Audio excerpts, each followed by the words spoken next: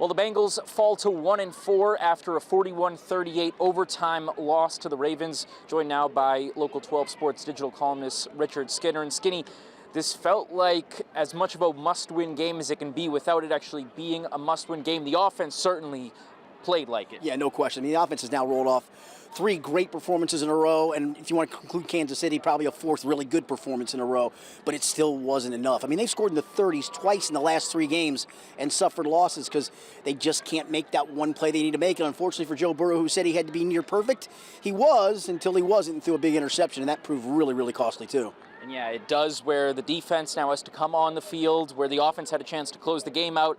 A defense that struggled throughout the year, struggled again today. They were able to hold Derrick Henry throughout most of the game until we got to overtime. Yeah, and then he rips off the 56-yarder to set up the game-winning field goal, but the game should have been over by then.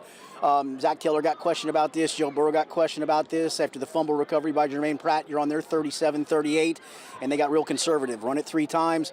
Didn't want to take a penalty or a sack that kicks them out of field goal range.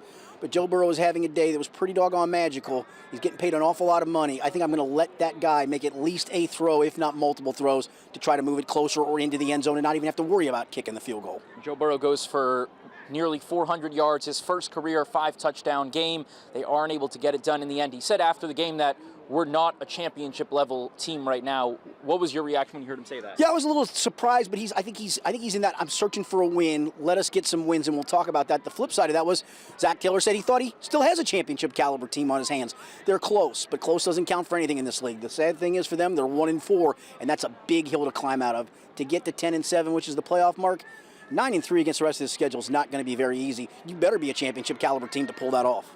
And they'll have to look to get that win next Sunday night in New York against the Giants.